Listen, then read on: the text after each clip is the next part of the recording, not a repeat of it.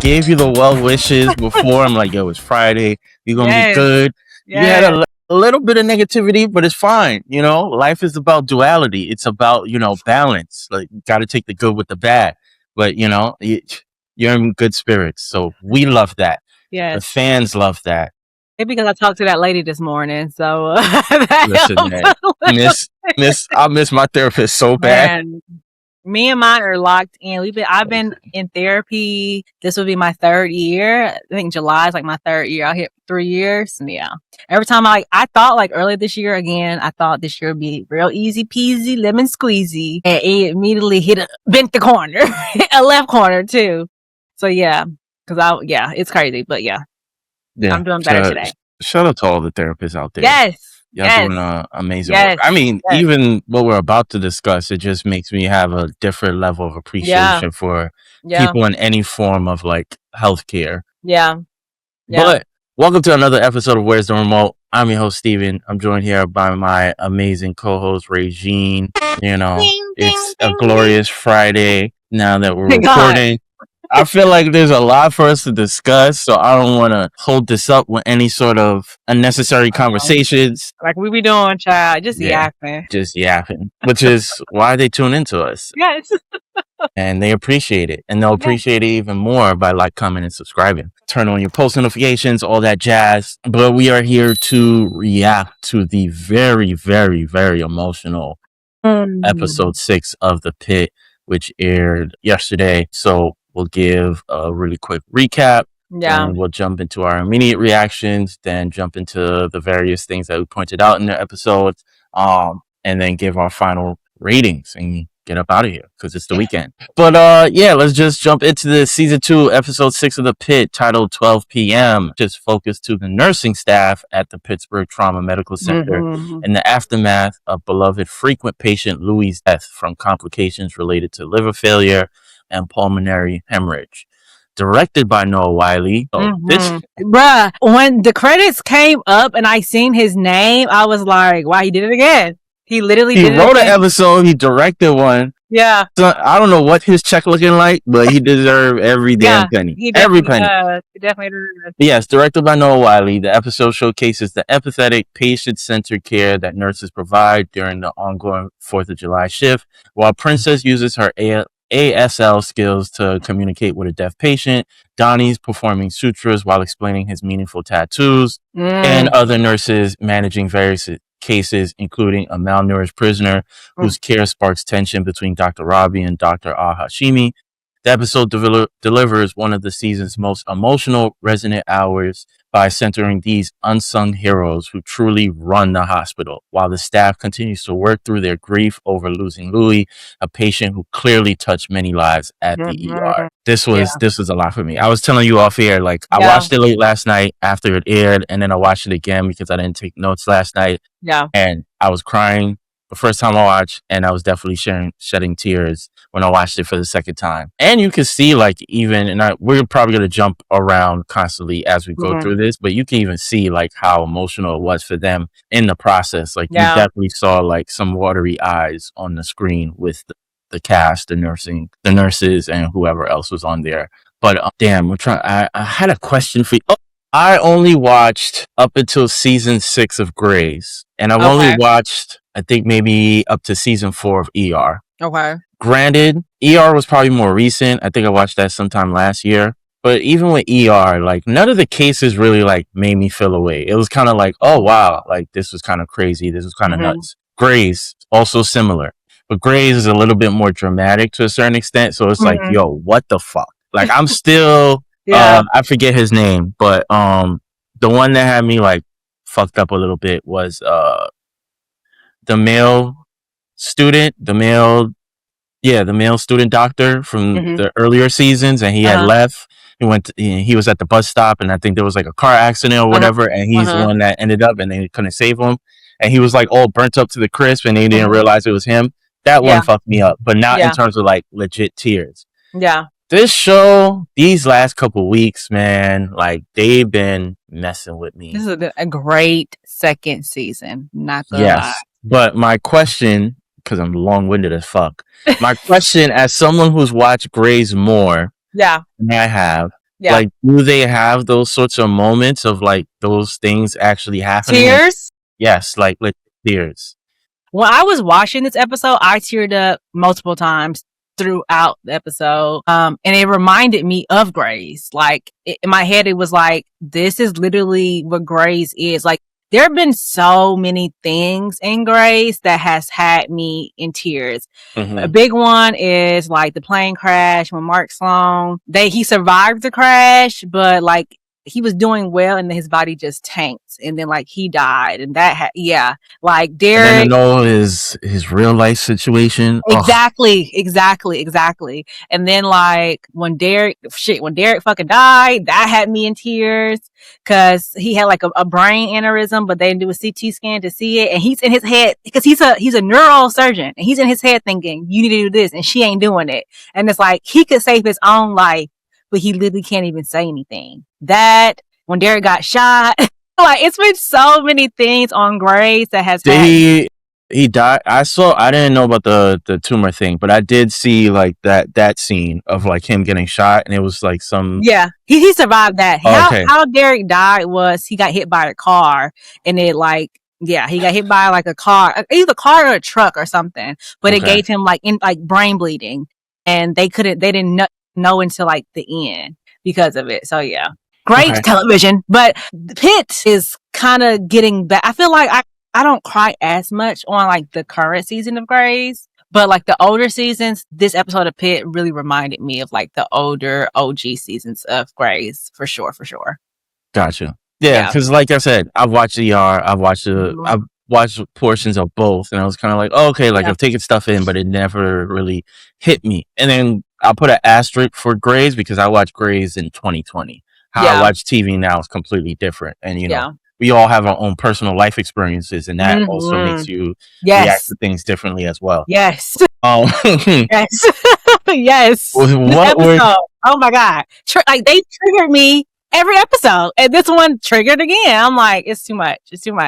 So what were your, I feel like we kind of jumped into it, but what were your immediate reactions to this episode? A great freaking episode. Like, this 12 p.m. like things like starting off with like Louis and like them trying to save Louis, and it's just not like, it just got worse and worse, and they were trying, and they couldn't do anything. Like it was like they couldn't do anything, and then like ending it at like kind of like his funeral, I would say, was like, and then like everything in between, like all. I can't wait to rate it.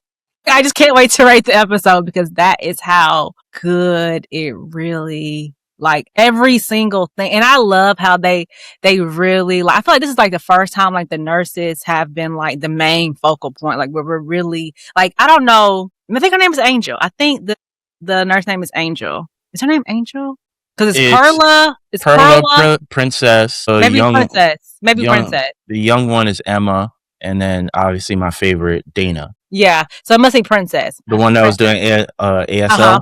Yes, it's like I see her on the show, but I don't really pay her any attention. But like you see Perla more often, I feel like. But this time, Princess had so many lines, and like how like just getting into her, like knowing that she knows all these languages, and it was just like superheroes.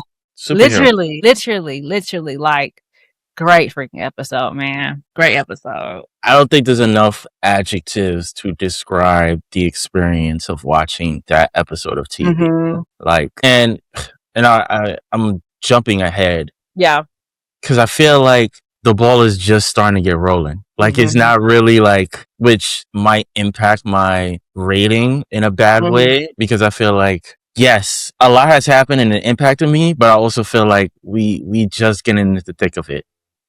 We haven't even figured out the other hospital, like the tragedy. Like there's so many. Like I'm still waiting for like something even much more crazy to happen. Yeah, which is crazy. But, which is nuts.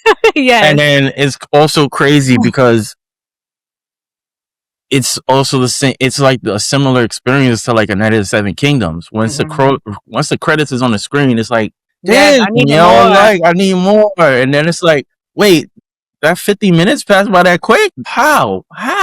And then it's absurd because you're getting like 6 different stories at the same time. but the pacing is so great. Yes. Like it doesn't feel like anything is rushed. Yes. And it's like in some of the storylines, like there's some questions there, but because there's so many other things going on that's so intriguing, it doesn't feel like, oh damn, why you didn't answer this question yet? It's like, you know what? I could wait. And then they do come back around and answer said question. So Right. it's like you're not like question marks. Right. And then it's like, because they do such a great job at it, it's like, you know what? I'm not even worried about it. You give me your answer when you find it ready. When you're ready to give me the answer, I'll be here. I'll be here to receive it. Like round of applause. Round of applause. Just round of applause to the entire staff. And I didn't write this down, but in my second watch, they've like introduced a lot of like new people just out the blue. Even if they don't give them like a name or official title, it's just like, you just giving people opportunities. It's like, I appreciate that. Like, just cause. Like, you're seeing the diversity. You see. Just. Great show. Yeah. Great show. We're definitely going to be jumping around a lot with this, because that's exactly how the show does. I found it interesting that Langdon almost, in a weird way, has like a full circle experience in terms of like, he stole Louis' drugs. Then when he gets back to work, Louis is there. And one of the first patients that he sees gets to apologize to Louis. I think that's the first person he apologizes to. Then he's the one who recognizes that Louis is unconscious and then tries to save him. And now Louis is dead. And like, at first, I almost wanted to critique it, because I'm like, how come he didn't have like some sort of emotional reaction to it? Because it's like, damn, like I got in trouble because I was stealing your medication. And like my first day back, I'm supposed to be helping you and you end up dying. And it's like, all of this, even though it's not my fault, like nothing happened that was my fault. It's kind of like, what are the fucking odds? Like, what are the fucking life odds? is crazy. And honestly, some shit could literally happen like that in real life. Exactly. Like that's 100% feasible. They said he'd been there hundreds of times. Hundreds of times. They were exaggerating, but still, like the chances. Louis is always there. Like, it was obvious that Louis was always there because he knew everybody. I think when we got introduced to Louis last season, I'll never forget. He's like, "Where's Dr. Robbie? Where's Dr. Robbie?" Like, he was specifically asking for Dr. Robbie, and like he knew so much about the hospital because, and like doctor should help because he was there so much. So yeah. But that was just crazy to me. Like that full circle moment with like that Langdon and Louis sort of situation. Yeah. And then I also, you know what? This fucking Noah Wiley, man. I also, because I watch other stuff, there's certain things that I've recognized that are very intentional. I think I did bring it up on the show, but there's this legit doctor called Dr. Mike, who like he'll watch the episodes and he'll like give his feedback on like whether this is accurate, inaccurate, or whatever. He's gotten so big that he actually has, I think he has another podcast where he actually sat down with Noah Wiley and they had a conversation. And one of the conversations that they had was that, because this is the scene where that random guy grabs Emma as Emma and Dana are walking through the hospital and he's like, oh, how come nobody see me? And Dana pulls the sign off the wall. It's like, you could get fined for assaulting a healthcare worker. But Noah Wiley had brought up on the podcast with Dr. Mike that there is a alarming number of healthcare workers who get assaulted every day, but there really is no system to protect them. There's a lack of security and there's really no repercussions for people who, assault these healthcare workers, and they're here to serve you. Like, they're here to save lives. And oftentimes these people are getting abused and attacked and things of that nature. So I was like, okay, you intentionally put that there because that was something that I literally was like, I know that was a law. I get my head like, I know that was a law, but like, no.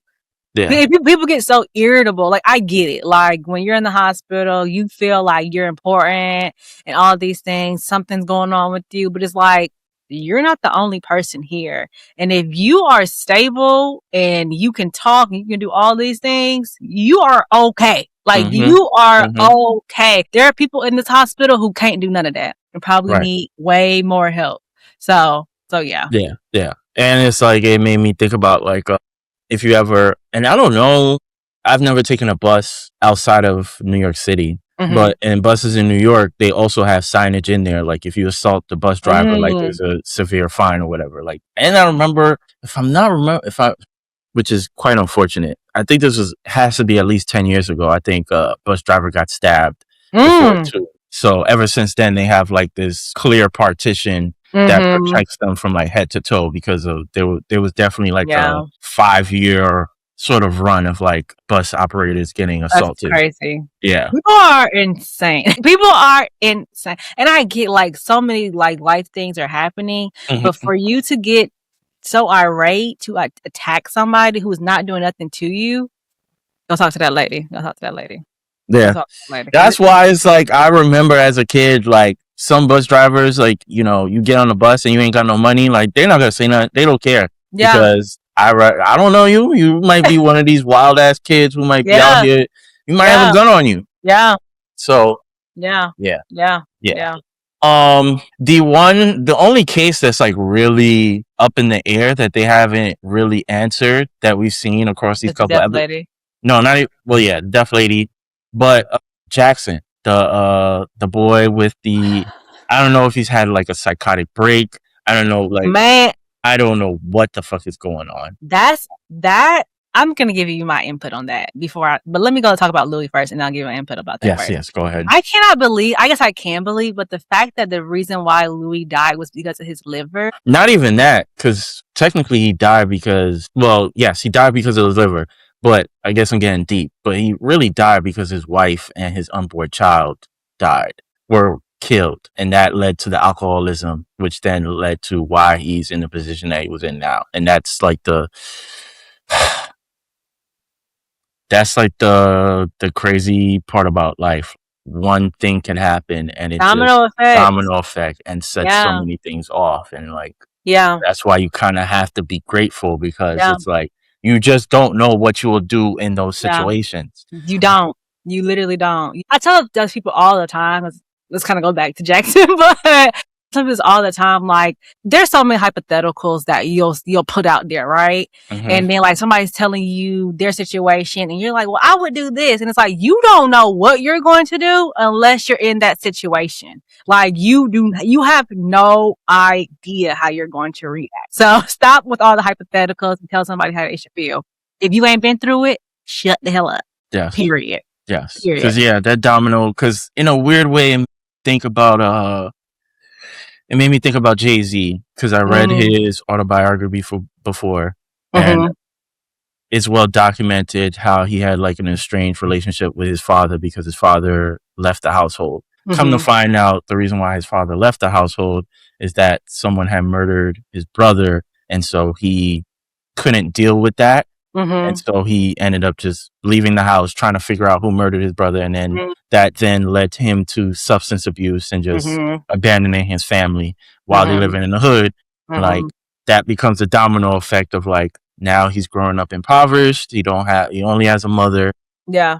Don't have his dad around. Then it leads to him selling drugs, and the rest is history. But it's like, had he been in the house, we possibly don't get Jay-Z and all the different things that happen. Domino effect. Like, I guess sometimes tragedy does, you get to the other side of it, and it's like, there's triumph in tragedy, like sometimes it doesn't feel that way during it, but if you can play, it's hard though. Like, it's really hard when you're going through so much tragedy, like where you just kind of want to just sit, like just be in the funk. But if you can find that strength to triumph that tragedy, sky's the limit. Sky's the limit. Like, literally, there's nothing you can't do. There's nothing you can't do. Yeah, I mean, we've seen it time and time again of people with adverse situations, and then look where they make it. Like LeBron James, single parent household, growing up in the hood. Now he's arguably the greatest basketball of all time, and I think he's a billionaire. Like, these are the things that fucking happen in those such circumstances. Yeah. But yes, you were mentioning Jackson. Oh, yes. My God. We all over the place. This episode literally had me all over the place. So, like, I get it. But Jackson, so I've been, like, through a situation very similar to Jackson's, where it's like, one day, your mind is so powerful. Your mind is so powerful. Let me start there. Your mind is so powerful. So, like, one day, it just snaps, and it's like you have a psychotic break and you're in psychosis and you're trying to figure out why. And when you finally come down, it's like, what's wrong? What's going on? And nobody literally can tell you when your brain is pretty much attacking itself. Nobody can tell you. Doctor's gonna be like, I don't know. Like they're literally going to be like, they do not know, and they don't Chemical even know how imbalance. to help you. So it's like watching that and just thinking about myself today and like me being in that situation before. It's like blessed. Like I'm blessed times 1,000 to be able to even do this right now, to even be able to do this and have my, like, we don't understand like how much your physical health and your mental health combined together are so important. Like we want the materials. I'm a material girl. I love all the materials, right? I want them all the time, but there is nothing more priceless than being physically healthy and mentally healthy. And that's something I think about all the time. Yeah, Oh yeah. because like you said, it could take one situation, instance, and that changes everything. Yeah. Yeah. But I'm very interested to see how that storyline plays out because Me too. I Am I going to get more triggered? I don't know. I don't know. I'm scared. probably Yeah. more than likely. That's what they're aiming for. So Yeah. because I have no clue. I haven't necessarily been around people that have had that experience, so it's kind of like I can't even like. What is it?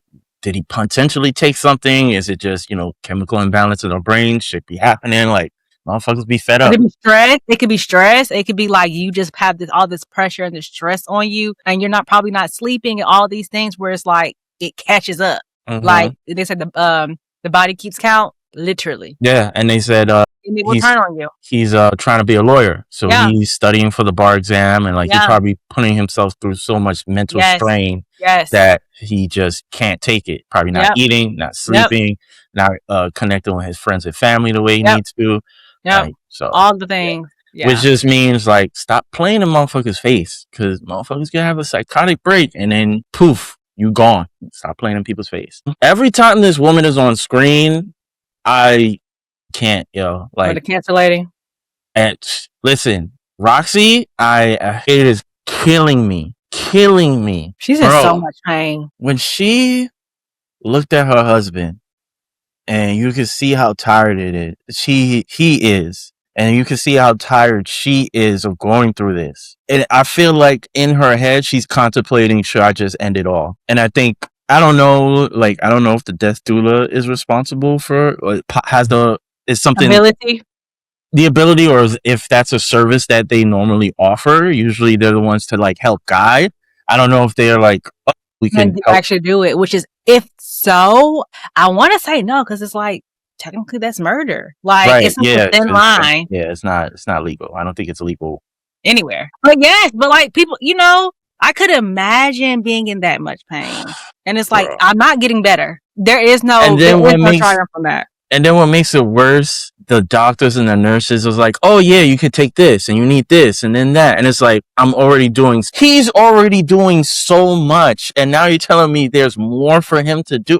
Bro, every time she's on the screen, I can't, bro. I can't. And then when he wasn't in the room, she says I forget the doctor name. She says to them, like, I've watched the light go out of him. That's a lot. It's like a lot. Being a caretaker is a lot, especially you love this person. I think about that, like where you see somebody at their best, right? And then you're seeing them at their complete worst. And that's pretty much how they might end the world, at their complete worst. How do you even remember them at their best when the last thing that you've seen of them has been their worst? And then it's like, in a weird way, she can't ever really show her appreciation outside of words of affirmation. And not to say that you owe somebody something, but at the same time, it's like she can't take care of herself. So it's like, how am I supposed to show you the love and affection that you deserve in general? Yeah. So it's like, but to have somebody there to take care of you, that's like a whole nother thing. Somebody that loves you enough to be there. Like, even he knows, like, she's tired. He knows that. He can tell all of that. But he's still like just trying to be some kind of light to her, just for her to keep going. But it's not enough. It's just not enough. Yeah. I can't. Every time they're on the screen, it's a lot. Yeah.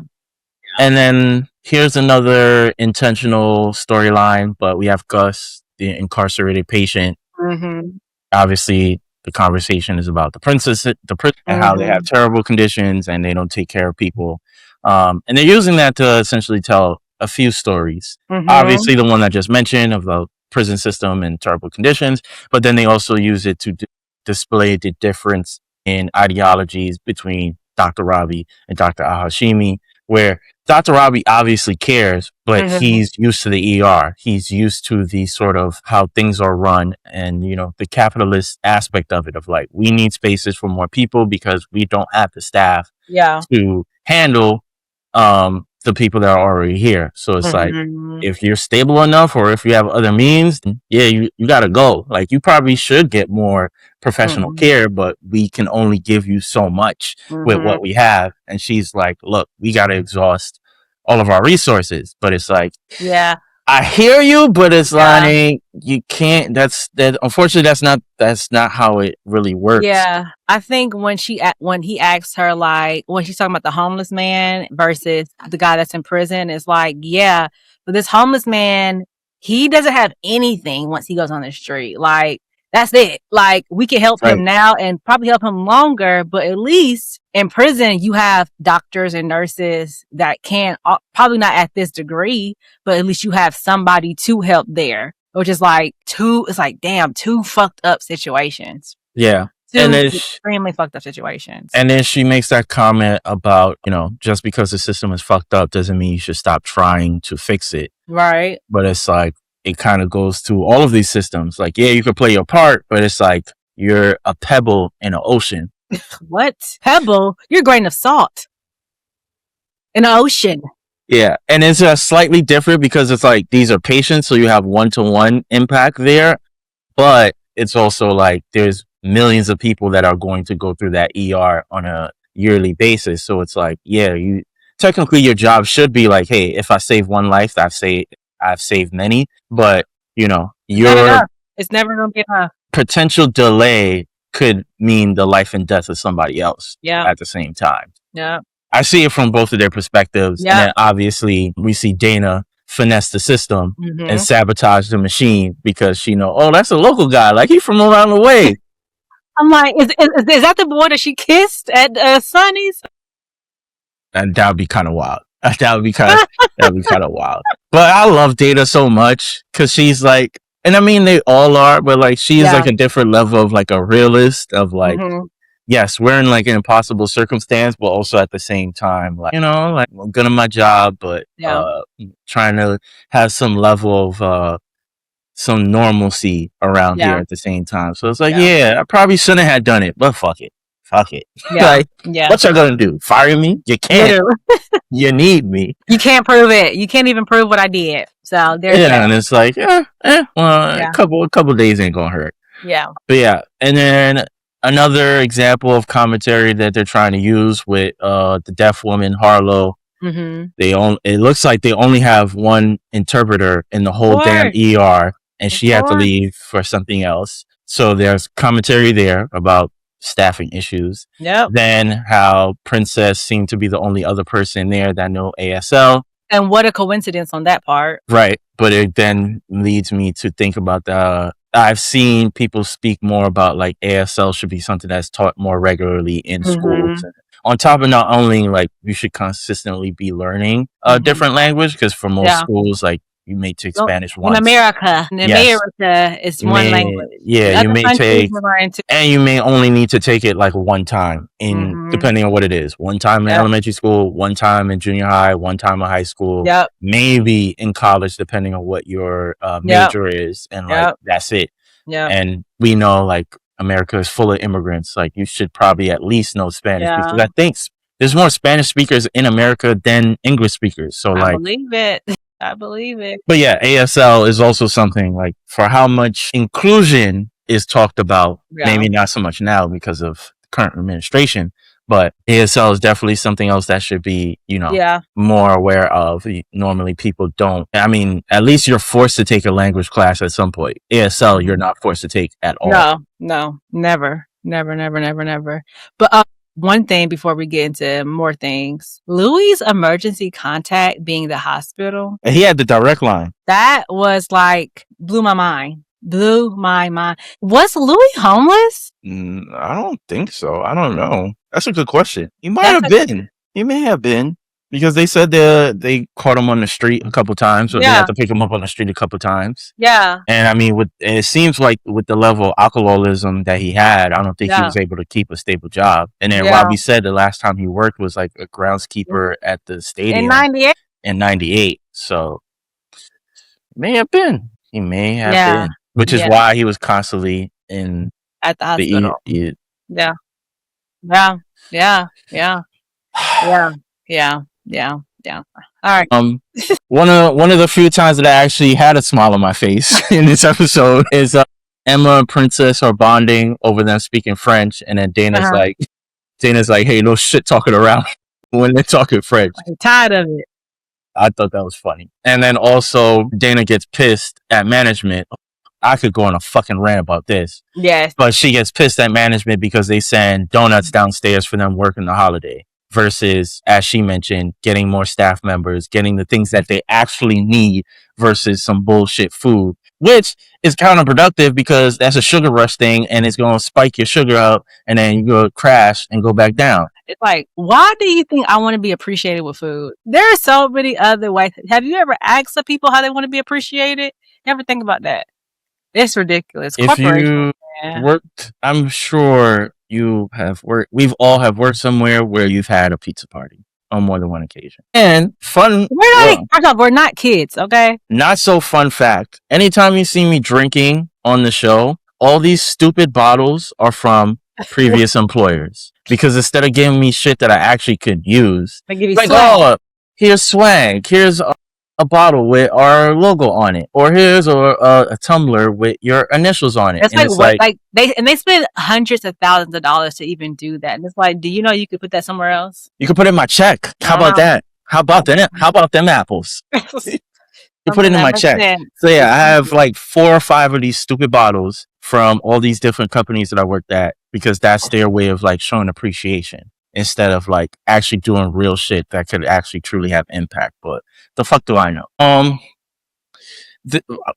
Okay, moving on. Funny enough, I don't normally, this storyline I feel a little bit weird about because nothing really is happening as much. And I feel like something else is supposed to transpire, but I don't know. I could be wrong. Okay. But there's a Brandon motorcycle accident guy. Like nothing's really happening. Like maybe because we already had that one motorcyclist who died versus this motorcyclist who survived. And it's like kind of showing everybody knows that Robbie's going on this trip and they're like, this is so dangerous. You shouldn't do this. Right. And it's like kind of showing like, yeah, motorcycling is bad, but it's also freeing too as well. So it's like you're kind of seeing both sides of like the pros and the cons of being on the motorcycle. So maybe that's why, because like literally nothing's wrong with him other than he broke his knee and he needed stitches. Yeah, he just needed stitches. That's the only bad thing that happened to him. I only have 2 notes about him. One, there's no way in fucking hell I could have been there. My knee bust up open. Y'all just fucking sewing like shit is calm. I'm just on my phone, just sending out tweets. I couldn't do it. Yeah, my anxiety would not allow that to happen. And then when fucking Donnie talks about his tattoos and he mentions, you know, he got this tattoo in reference to the Pitt Fest shooting for season 1. I was like, oh, okay. Like I didn't need any ties to previous season, but they've done that a couple of times of like, you know, tying into the events of the previous season. Yeah. It's like, oh, okay, like, y'all, you know, connective tissue across the seasons. Good for y'all. Good tissue. I'm sorry, man. Good for y'all. I liked his tattoo. No, I have several. Duality. Yeah, I don't know if you have several tattoos, but I have several tattoos, and I didn't start getting tattoos until I was like 27. Like I didn't get my first tattoo until I was 27. I have like 4 or 5, 6 or 7 of them now. So, and I'm only 32, so keep that in mind. so like the fact that it was like death and chaos and miracles and blessings was like, that's a really, for you to be in a hospital, right? He sees that every day. Yes, literally. Like that's And that's life. That's literally life. Like one side it is death and chaos, and the other side it is miracles and blessings. And it's like, and you're in the middle of it. And you're in the middle of it. Mm-hmm. Trying to figure out which way are we going today or this second or this minute. So I liked it because sometimes answers don't mean nothing. Just getting this is also true. This is also true. That's why I don't have any. Here's a question that I have for you. Mm-hmm. If I'm bugging or not. But then we get that scene where Dr. Al-Hashimi goes and visits the baby again, and then they have that brand new nurse who knows her shit. I don't think they've given her a name as of yet, at least on screen. And she's like, "Oh, I thought the baby smiled." And then she gives her the whole medical, like, "Oh no, well, babies actually can't smile, can't socially smile up until like 6 weeks. Some parents have mentioned that within 4 weeks they do X, Y, and Z." If it was, maybe I'm just petty. If it's me, why are you correcting me? Like, it's a baby and they smiling. Like, why you gotta be like? They have given a couple of facts out in this episode. The other one was the amoxicillin one.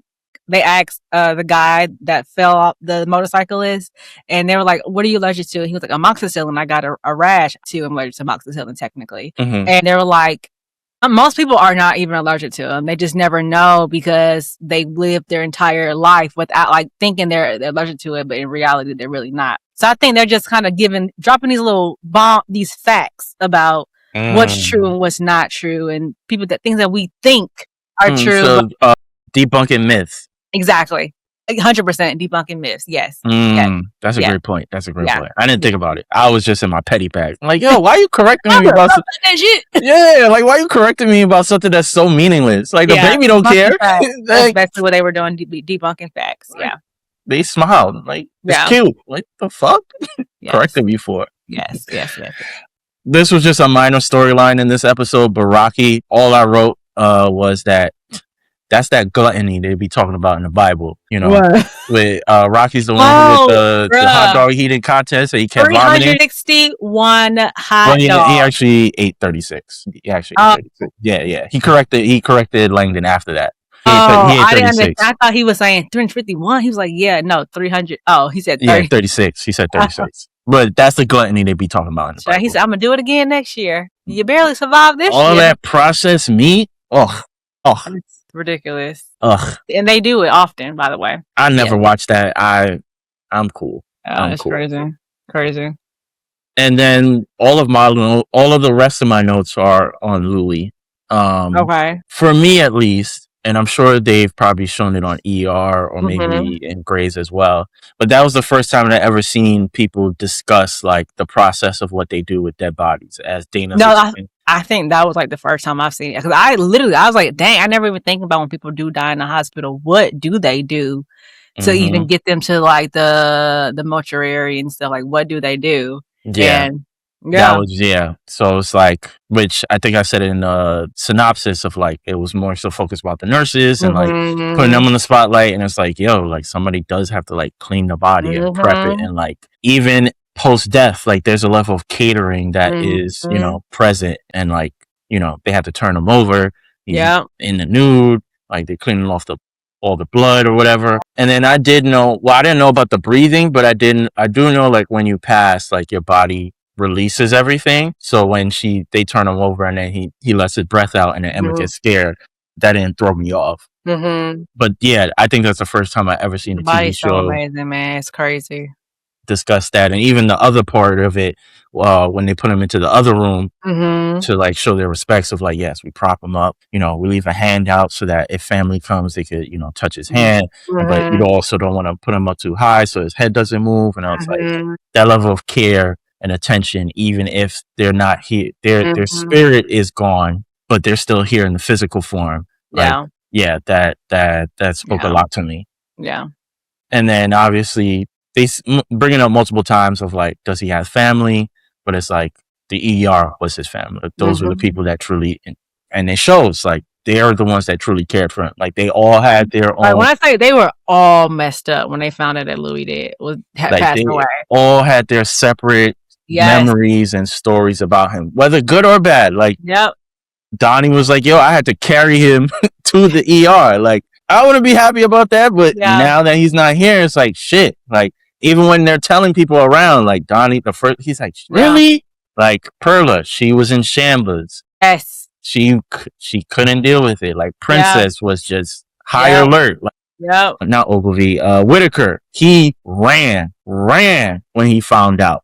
Like, Yep. Oh, and I forgot this when Emma and Dana first go in to clean them, and they're having that conversation, and I think Emma says like, "Oh, everybody." No, Dana says. Emma initially says, "Does he have any family?" Dana responds, "Everybody has a family. Sometimes they try to get them to come home. Sometimes they don't want nothing to do with him." Emma responds with, "That's sad," and immediately Dana responds, "That's life. We all have family members that, they go down certain paths, and it's unfortunate because, you care for them, you want them to do the right thing in a line, but, they don't necessarily have the ability to do so. Maybe it's through their own desires or, sometimes these diseases, so many things, like they're just too caught up or they're too far gone. And there are some instances where they become much more of a nuisance than they are of someone who's willing to receive the help. And so, unfortunately, that is life. Like, these are the people that, they go through these things and have to deal with it. And then I think Louis as a character just speaks to alcoholism as a whole. Like, I think we brought this up. I don't know if we brought it up for this show specifically. Probably. Or True Blood. Maybe. I think it was True Blood. Thank you. Of like, millennials and younger generations are stepping away from liquor, and like the liquor industry is taking a hit because, like, I think we know people that are alcoholics and they're not aware of it because of their need to drink because they need to be outside, or the stress of their life causes them to drink. And it's like, yo, you don't get that shit under control, you're going to fuck up your liver. And then you will drink yourself to death. It is very easy. Very easy to do so. Yes. Especially when you're that far gone, where it's like, that happened to my mom's first cousin too. Like, she knew that she had to stop. Like, her liver was shutting down. Like, she knew that she needed to stop drinking, and she did not. And that unfortunately took her because she just did not want to stop. So yeah. And I'm not a doctor by any means, but the liver is not some shit to play with. Like, you can't get it back. Yeah, like, you could probably, if you're lucky enough, you could get a kidney transplant, and there are certain organs, and there are regulations on that too. If you got an alcohol problem, they ain't giving you yeah. So you can mess with another one. No.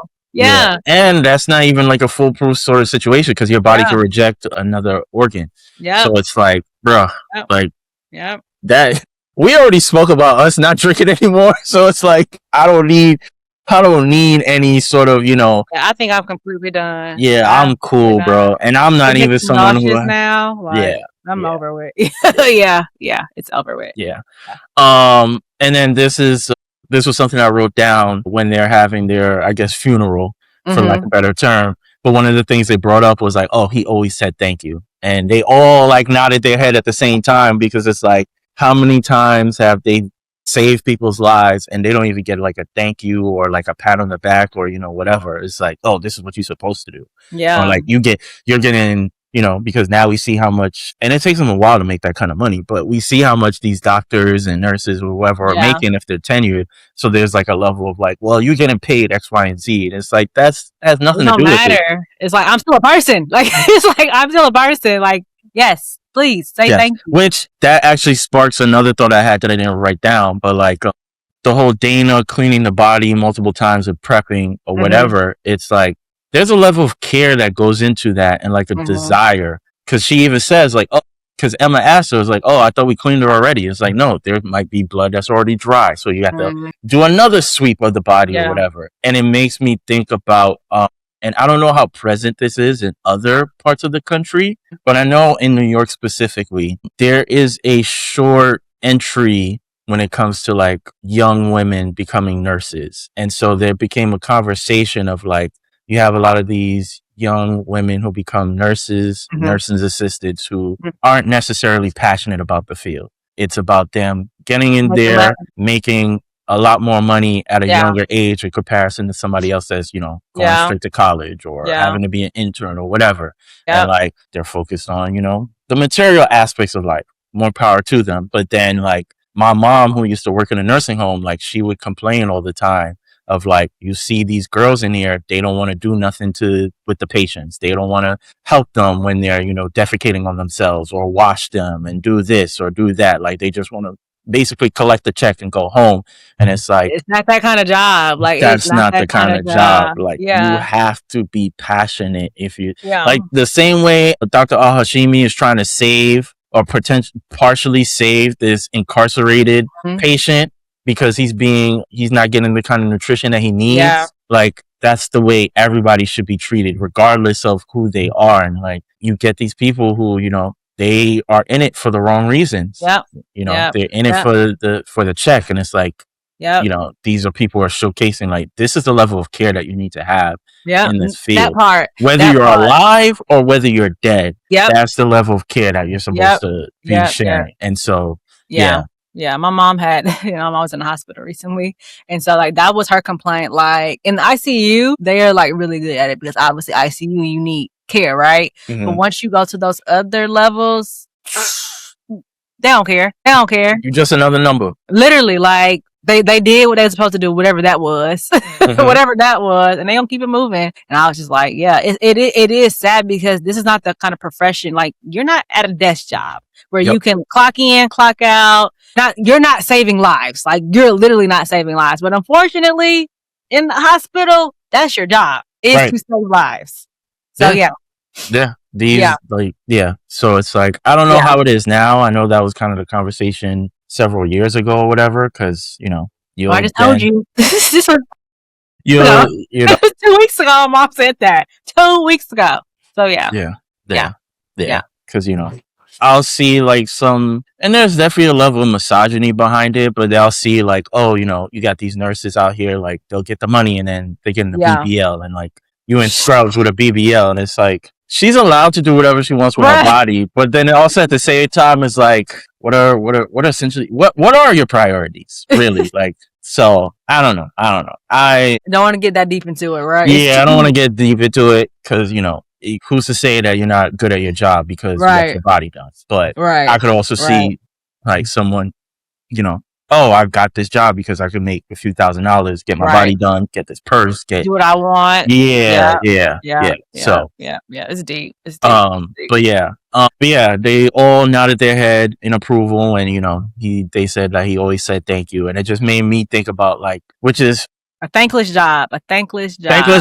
But I'm about to get political. When you're dealing with these white folks in general, a lot of white folks who didn't necessarily have to work a manual labor job, they're in some cases, they aren't necessarily the nicest people when it comes to service people. They don't know how to tip well, don't know how to have levels of common courtesy, be lacking respect sometimes. You have some minorities who operate like that too as well. But privilege. As someone who has worked, various types of jobs and manual labor jobs, as I elevated to, the corporate world and things of that nature, anytime I've dealt with somebody, whether I go to the supermarket or if I go to a restaurant or whatever, I always make sure to be respectful to people that serve me in any sort of capacity, because it's like, it costs nothing to do it. It costs nothing to do it. Exactly. Yeah. Like, even like my local supermarket, like, I'll go there sometimes and it's primarily like Hispanic people there, and they usually like know little to no English. And it'll be middle of the day and I'll see like kids bagging groceries, and they're like, maybe they might be undocumented, I don't know. Whatever the case may be. Even if you're bagging one item, I'm tipping you like $20 because that $20 is the difference of who know if you're gonna eat tonight or not. So it's like, so when they was like, others, right. So it's like when they were like, oh, he always said thank you. It's like, yeah, like, people just be expecting you to just, oh, this is your job, this is what you're supposed to do. And it's like, yes, to an extent, but also like, they deserve a level of respect as well. Like, they're human beings before they're your server or your nurse or your grocery bag handler, whatever the case, or the cashier. Like, these are human beings first. So that was something that stuck out to me. But we brought up that, his emergency contact was the ER because the ER was his family. And like, in a weird way, he died alone, but he didn't, because he died without his biological family member. Yeah. But his family was the ER. Yeah. And yeah, when which was, and I'm still, it's interesting because everybody only knew him on like a somewhat surface level, but then Robbie knew the most about him.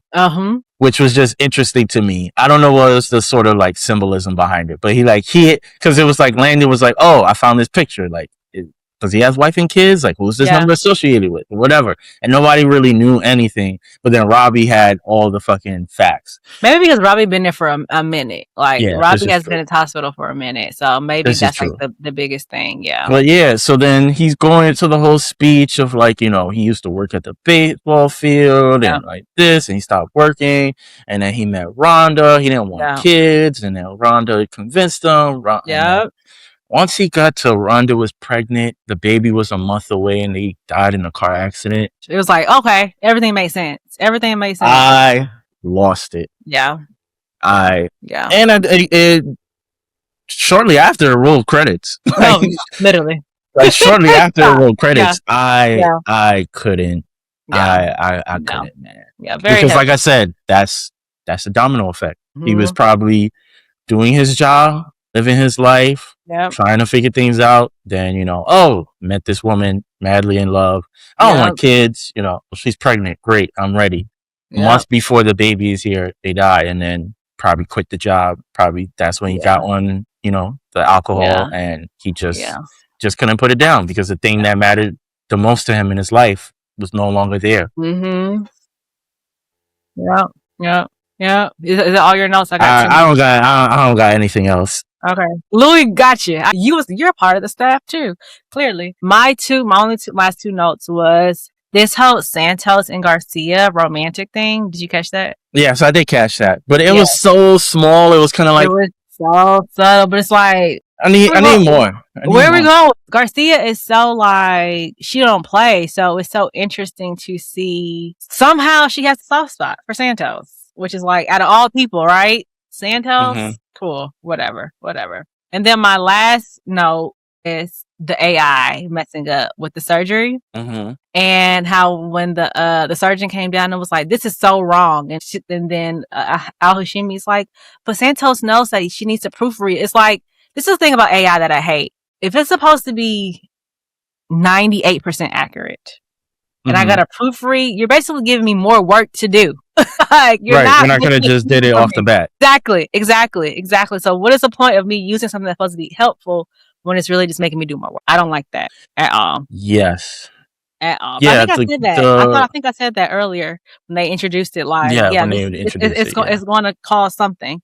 And this is not a good place to use AI, not the hospital, and people's lives. Yeah, it's really a domino effect. But before I even respond to that, Garcia and Santos thing is interesting. Yeah. Because when they're having the conversation, everybody that's like low-key involved is there. It's like, she talks about like, oh, are you coming over later tonight? Like, Whitaker's going to be doing whatever the fuck he's doing. And Whitaker's literally right behind her. So I don't know if that's gonna like, because remember the whole joke earlier was like, oh, he's been spending a lot of time with that widow at her farm. So it's like, I don't know if they're gonna put the battery in his back of like, you know what, I don't want to be hearing y'all scissoring all the time. I'm gonna go mind my business at the farm. I'm dead. And then Dr. Robbie kind of sees it. I don't know, because you could tell like he peeps it a little bit. He peeped it a little bit, but you could tell like Santos is tired. Like, she's going through it. Yeah, she's going through it. Shit for her. Which kind of gives a sort of like a buffer about the AI thing, because it's like, yes, it's supposed to speed it up, but you're not catching your mistakes because you're not proofreading it, because you're also tired and you also don't have the bandwidth. Yeah, like you're overworked to like actually go through it. So I don't know. I think it's an interesting sort of dynamic. It'll be interesting to see like what conclusion they kind of come up with when it comes to that. Like, does Al Hashimi kind of like let it go? I don't think she's gonna let it go, because we've seen she be 10 tones down. She do. It's like, and like, but it'd be like she get proven wrong. So it's like, right. The part is like, okay, girl, like, maybe you can change your mind. Like, you see it doesn't work in this environment. You came from a VA. You didn't come from an ER. You came from a VA. Mm-hmm. So keep that in mind. This is not the same environment at all. Yeah. It's very interesting. Yeah. How they've been setting things up. I mean, Yeah. great TV. Yeah. Great. I don't have anything else. You Me know neither. what time it is. Time to give these ratings out. And I said this earlier. My rating is going to sound flawed. And it's only because I feel like it's just really getting started, which is kind of crazy because I feel like we said this for multiple episodes. Like, it's just really getting started. But it's like they keep going up another level, and it's like, damn. I have to give this like a 4, which leads to another question that I have. I have to give this like a 4.8, 4.9. Okay. 4.8, 4.9, which then leads to my question, which I guess is more hypothetical. What would they have to do for me to give them a 5? Because I gave them a 5. So I gave them a 5. Yeah, what would they have to do, Steven? Ask yourself that. What would they have to do? I don't know. To get on your standards. What is a 5? Yeah, I think you maybe need to think about what is a 5.0, a 5-star rating episode. What does that actually look like for you? Because I don't think, I mean, obviously this show didn't exist when season 1 came out, so I can't really think of like any storylines from season 1 or an episode of season 1 that was like, oh, okay, I'll give y'all a 5. Like, I would give the Pitt Fest shooting, like that arc, a 5, but not an individual episode a 5. So I don't know. And maybe I'll go back towards the end of the season and like go back and be like, you know what? Nah, this episode actually deserved a 5. But it's like, I want to give, when it comes to like giving a 5 to me, I don't think we ever even explained our ratings of like what. How we get there? Like, yeah, like I don't think we just started giving them out. So, okay. And you can either agree or disagree with me at any point. Any half mark is like, that's more subjective. Like, if you give something a half mark, that's subjective. 1, absolute trash. 2, bad, but it wasn't bad enough for me to like turn my TV off. 3 is like, this was okay. It didn't blow my socks off, but it also wasn't like great. 4 is like, y'all really did y'all shit. Then 5 is like, this is elite TV, top episodes of things that we would consider a 5. The dinner episode. Well, no, I'm giving examples of like TV episodes. Okay. The dinner episode in the bear, the Thanksgiving dinner, that's a 5. That was a 5. Triggering as well for me. That was a 5. Like, the way they was all over talking to one another, but like they didn't fumble. And then come to find out the John Berthal scene where he flips the table was improv. Like, that's a fucking, he threw a knife at him, or he threw something, threw a spoon at it. I bet you won't throw it. That's a 5. And to know like all of these are like prominent actors, like they just got all of them. Like, you don't see shit. That's a 5. That's a 5. I'm trying to think of like other episodes of TV. I mean, there's multiple Game of Thrones. The Red Wedding, 5. Battle of the Bastards, 5. Like, there's multiple, like, those are 5s to me. Like, those are like, this is going to go down in American TV history of like, that's a 5. I don't know if I want to put this at because I feel like there's another level for them to go. And I might be wrong. I mean, I guess you are looking at it as, this is my standard. So if you're not hitting my standard, then you can't be. For me, I'm looking at it as holistically. Like, this episode, I felt like the storytelling was great. The pacing was great. I felt like there were no holes. Everything that I was thinking or questioned, they answered it. The acting, like the flow of it. That's how I came up with this 5. Not because I'm thinking of all the other TV that I've watched. I've watched so much. Thinking about like how great those were. I'm literally just thinking this episode in itself was a 5. Not necessarily all the other things too as well. I mean, that's fair. Yeah. Granted, I was saying those examples more so of like, yes, that was kind of like the standard, but also like, I'm not going to judge them. Like, I'm not judging the Pitt episodes based off of like other stuff because they're different genres. Exactly. So it's like, it's not comparable. But I was just like giving like, here's this episode of TV that everybody will hopefully have seen. And so it's like, that's the sort of quality that you're kind of getting, like something that memorable. Okay. I So think it's this is like number one for the thread.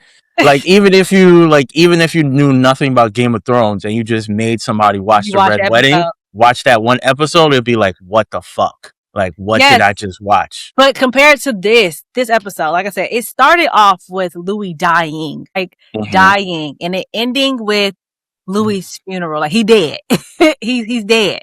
And everything else in between. And them just like mourning him throughout the day and all of these things. Like, getting that, like, it will be different because this show is like a build up because it's every hour something's happening. So it's hard to compare that to like a Game of Thrones or The Bear, those episodes, because yeah, they're building up, but if you watch it, you're going to be entertained because it's a lot of entertainment happening.